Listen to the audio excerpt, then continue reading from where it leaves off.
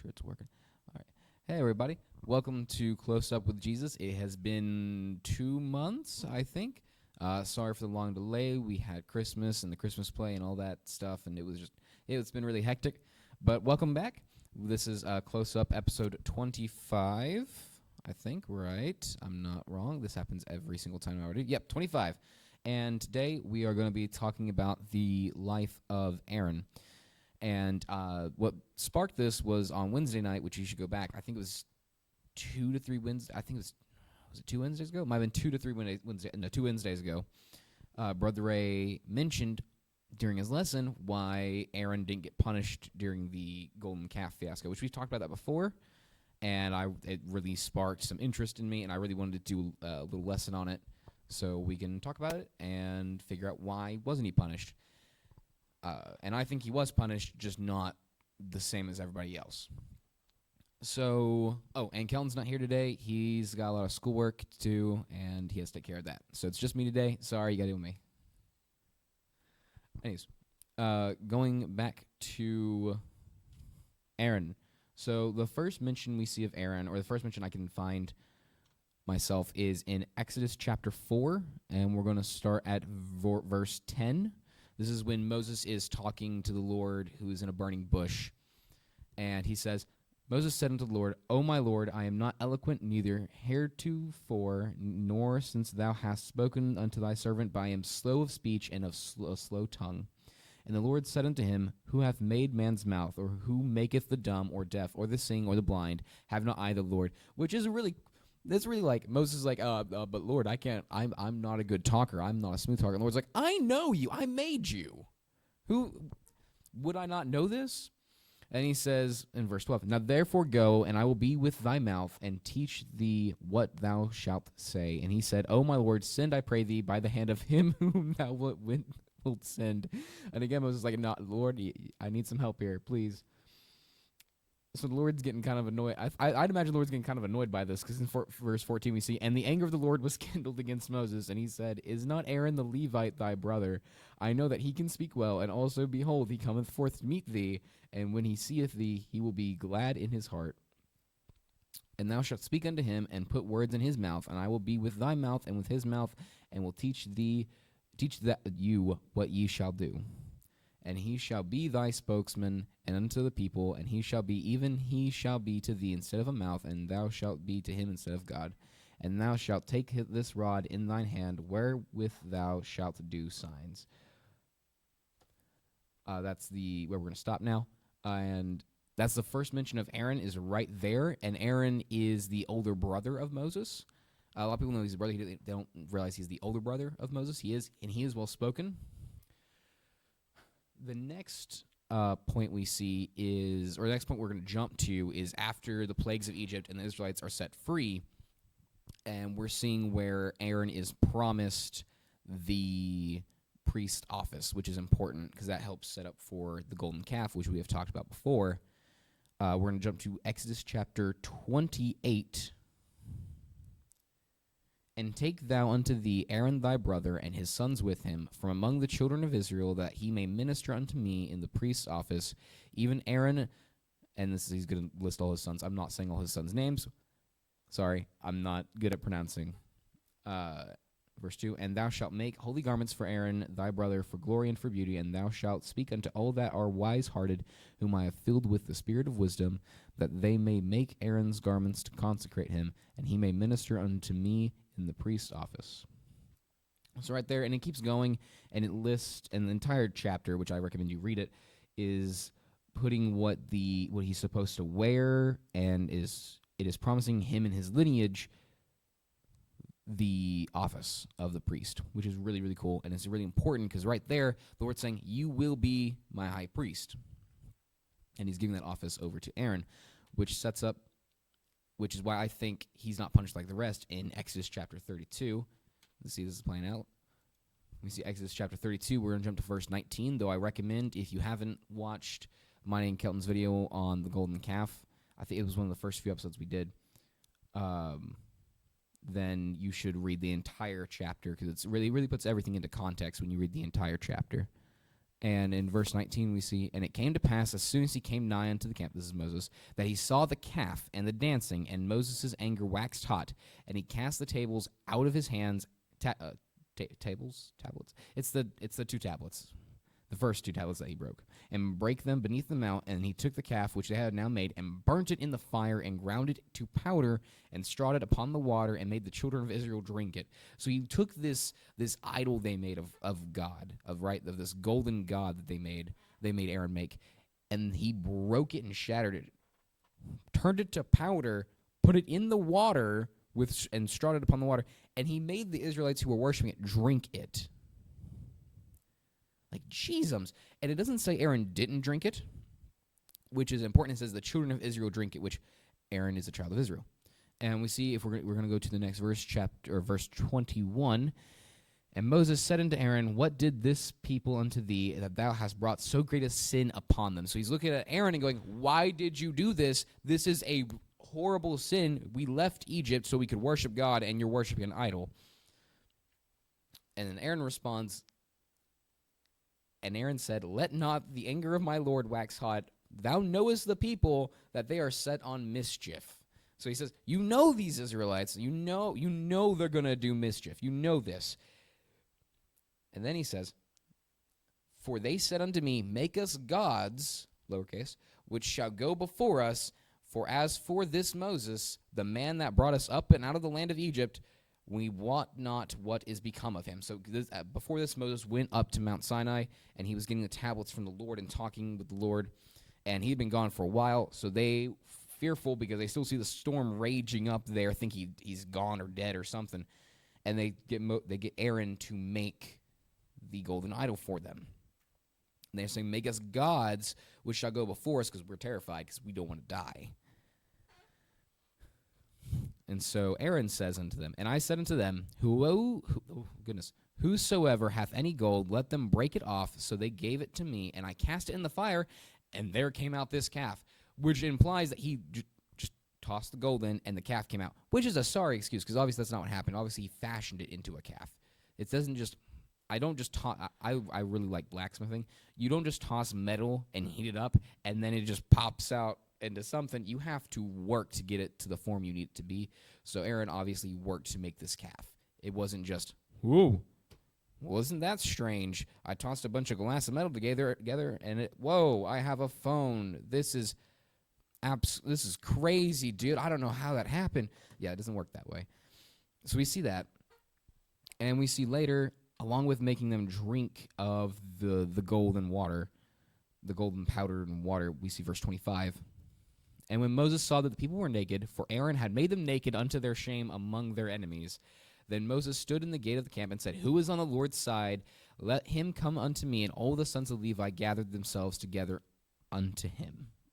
And he said unto them, thus saith the Lord God of Israel, put every man to his sword by his side, and go out in and out from gate to gate throughout the camp, and slay every man his brother, and every man his companion, every man his neighbor. And the children of Levi did according to the words of Moses. And there fell of the people that day about 3,000 men. That's insane. For Moses had said, consecrate yourselves today to the Lord, then every man upon his son and upon his brother, that he may bestow upon you blessing this day. Whew. And then the verses 30 through 34 are Moses going back to Mount Sinai to try and get the Lord to not destroy Israel. But in verse 35, this is important. Right here, this is a very important verse.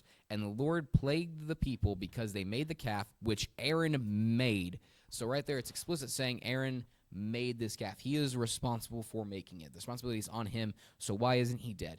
Well, the reason why he's not dead is because the previous verses, 4 verses before, he's promised to be the high priest, right? Ooh, that's smarts. So he can't. So the Lord isn't going to break his promise. He is not one to go back on his promise. That would be wrong, and that would be unjust. And God is not unjust. He is just. So he's keeping his promise. Aaron is going to keep the high priest position, right? Because he was promised it a couple of verses before, or a couple chapters before. But now he's sinned. So we have to figure out the solution, right? So I think he is punished, just not with the rest of the people. So we can see Leviticus chapter 10. We're going to jump to there. We see he loses his sons because his sons bring strange fire. And we're going to read that so you understand what I'm talking about. So we have context, which is wonderful. Context is also, before we do that, context, if anyone tells you something from the Bible and just gives you like half a verse or 2 verses and tries to go, ha, well, what about this in the Bible? Huh? You go read more. Go read a couple more verses or the whole chapter, because that will put it into context, and context is so, so important, because if you don't have context, everything's going to seem just whoosh, very wrong, which is why we always say read. Find context. Context is important. So, back on track. Chapter 10, verse 1. And oh, goodness gracious. Sorry. That person and that person. I don't know why I can't pronounce their names right now. The sons of Aaron took either of them his censer and put fire therein and put incense thereon and offered strange fire before the Lord, which he commanded them not. So the Lord's not commanding them to do this. They're doing this anyways, and they're putting strange fire before him. I'm not sure what strange fire is. It's a topic amongst many Christian theologists trying to figure out what it is, and there are like hour-long topics of just talking about strange fire. You can find them all over YouTube. I don't know which one's right. I don't have a degree in theology. I'm just me, and I'm not sure what it is. Obviously, it wasn't right because of what the Lord does next. We see in verse 2, and there went out fire from the Lord and devoured them, and they died before the Lord. Then Moses said unto Aaron, this is it that the Lord spake, saying, I will be sanctified in them that come nigh me, and before all the people I will be glorified. And Aaron held his peace. So Aaron is mad because his sons just got consumed by this flame. Even though Aaron knows they did something wrong, the Lord consumed them and he killed them. And Aaron is mad, but then Moses tells him this and he holds his peace. And then we see in verse 4, and Moses called Mishael, and I'm sorry, I'm having trouble pronouncing names today. You can read it right there. I'm going to highlight it so that way you guys can see it even better. This right here is what I'm talking about. Sons of something and uncle of Aaron, and said unto them, come near, carry your brethren from before the sanctuary out of the camp. So they went near and carried them in their coats out of the camp. And Moses said, and Moses said unto Aaron and unto person, his sons, uncover not your heads, neither rend your clothes, lest ye die. So right here he's saying, do not grieve for them, because lest you could die if you do that. And the reason he said that, and that would feel like torture, because the way Israelites grieved is they would tear their clothes, shave their heads, and put ash in their body to grieve for their fallen kin. And as a father, not me, but like Aaron as a father, losing his sons would be catastrophic. It'd be awful. And my dad, I had an older brother who died. I'm sure he can relate. If he wasn't able to grieve, that would be awful. Not being able to grieve is torture. And so he's not allowed to grieve because the Lord could kill him, right? Lest you die. And lest wrath come upon all the people, but let your brethren, the whole house of Israel, bewail the burning which the Lord hath kindled. And ye shall not go out from the door of the tabernacle of the congregation, lest ye die, for the anointing oil of the Lord is upon you. And they did according to the word of Moses. So they listen to him, they don't rent their clothes, they don't grieve, and they stay in the tabernacle. Then verse 8, and the Lord spake unto Aaron, saying, do not drink wine nor strong drink, thou nor thy sons with thee, when ye go into the tabernacle of the congregation, lest ye die. So right there, we see right here, and people who say it is not wrong to drink, I will remind you, in the Old Testament, it was very wrong to drink, because of that verse right there, the first high priest and the priests thereof were told, do not drink strong drink nor wine when entering the tabernacle, the church. It shall be a statute forever throughout your generations, that ye may put difference between holy and unholy, and between unclean and clean, and that ye may teach the children of Israel all the statutes which the Lord hath spoken unto them by the hand of Moses. And we're going to stop right there, I think. I'm going to check my notes real fast to make sure I read the verse I was supposed to read. That wasn't right. There we go. Yeah, that was right. So right there we see it's wrong to drink, and we see he loses both his sons. He's not able to grieve. That's awful. It's torture. It is his punishment, right? So we see there he's punished. And we see later he's punished again because he's not able to enter the promised land. And we see that in Numbers 20, We're going to start somewhere. I'm going to hop around, but I really, truly recommend that you read the entire chapter of Numbers 20 and the rest of Leviticus 10, because it's really, there's a lot of really cool stuff. If the Bible tells you, if people tell you the Bible's not cool, you point them to certain verses like Leviticus chapter 10 verses 1 through 5 or 1 through 2 of, imagine just fire falling down from heaven and then just consuming two people. That is, woof, really. All right, we're going to start at Numbers 20, and we're going to just kind of jump around here because I'm just going to not gloss over it, but just give you context so you know what's going on, so it explains what happens at the end. So, excuse me. Numbers 2, right here, starts, there's no water. And verses 2 through 4, 5-ish, are the Israelites complaining to Moses and Aaron that they don't have any water. At least in Egypt they had water. They even had pomegranates, which are so tasty. Actually, pomegranates are really tasty, but that's besides the point. They're complaining to Moses and Aaron, and Moses calls out to the Lord and says, Lord, help us. We have no water. Are you going to let us die here? What's going on? And Moses and Aaron were told by God to take their rod and strike the rock. Excuse me, sorry. To strike the rock, not make multiple strikes, but strike the rock. And so later, in verse 10, this is important. Verse 10, we're going to read 10 probably through the rest of the chapter. And Moses and Aaron gathered the congregation together before the rock, and he said to them, Hear now, ye rebels, must we fetch you water out of this rock? And Moses lifted up his hand, and with his rod he smote the rock twice. Notice what I said right there? Twice, not once. He didn't do it, just strike it. He hit it twice. And water came out abundantly, and the congregation drank, and their beast also. And the Lord spake unto Moses and Aaron, Because ye believed me not to sanctify me in the eyes of the children of Israel, therefore ye shall not bring this congregation into the land which I have given them. This is the water of Meribah, I think, because the children of Israel strove with the Lord, and he was sanctified in them. So we see right there that Moses strikes the rock twice. The people didn't rebel, but they gathered to go against Moses and Aaron because they didn't have any water. And then Moses doesn't completely believe the Lord and hits the rock twice, which is not good. You're supposed to do it once. Come on, Moses. Like, it's a little funny to me sometimes, the Israelites' lack of faith. Like, you see the Lord call down these plagues, and you know he can do it. You know he can. And then you just, it's like this primal human piece to want to have control and to doubt God. And I feel like that's a primal piece sometimes of the devil just like on our shoulder, whispering in our ear, but what if it doesn't come out the first time? What if you only strike the rock once and no water comes out? They're going to kill you, Moses, right? And that's what I imagine the devil's whispering to him while he's doing this. That's why he strikes the rock twice. But because of that, they don't get to go to the promised land, and neither does that congregation. And if we see later, we will scroll down to verse 22, I think. And verses right here is about Israel and Edom. You should read that. It's really important and really cool.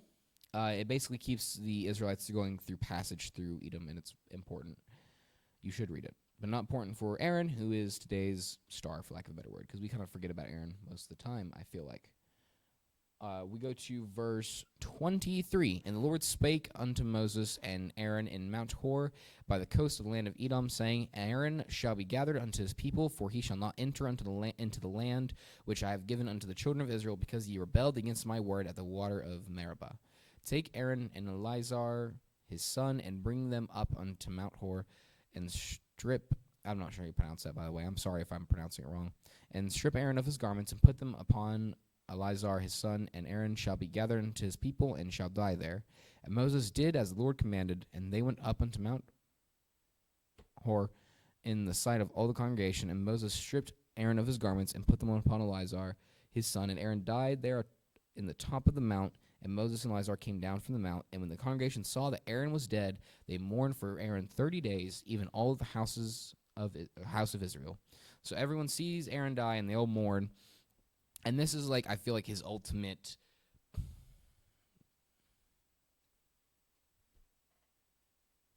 ultimate punishment, right?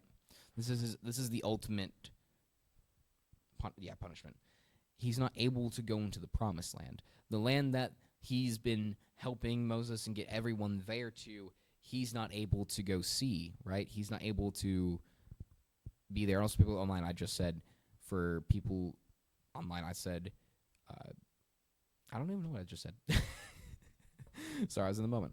But he isn't able to go into the promised land, and that is the ultimate punishment. That's the ultimate sadness, really, because he brought all these people, help Moses be his mouth to get all these people out of there, and then lead them through the wilderness with Moses all the way to get there, and they're so close, and he's not able to go. And it's the same sadness for Moses, because the same thing happens to Moses. He's not able to go. He's within sight. He can see it, and he's not able to go into it, because the Lord said no, because he's, the rebellion at the waters of Meribah, whatever. But yeah, that's the lesson today. That's why I think he was punished, is because he had to deal with that. And if you are curious about all of the verses and don't want to go back through all the video, I have made a handy-dandy slide for you, which displays all of the verses. Some are listed the whole chapters, like Exodus chapter 32. That's the whole chapter. Really, you should read it. It's really cool. Same thing with Numbers 20. You should read it all. Excuse me, I'm sorry. If I'm too quiet, please tell me, guys, because I don't know if you don't comment. Please comment and give us more information about what you want us to talk about. And hopefully next time we can see. We'll either be doing every week or it's probably going to be, for this year, every other week. So that way the lessons are a bit more prepared and we give you guys time to come up with questions. And if you can't come up with questions, it gives us time to try and come up with questions to present to y'all to think about. Because that's really what this whole experiment kind of was. This whole lesson idea was to present questions and to give topics that we can think about, like why wasn't Aaron punished? Talking about Satan and the fall. Who are you worshiping? The whole thing. What is your mind thought process? All of these are to help you think and develop a deeper walk with God. But yeah, this was Close Up with Jesus, episode 25. This is Ryan Shirley. I'll see you guys Wednesday with Brother Ray teaching, which is going to be exciting. See y'all then.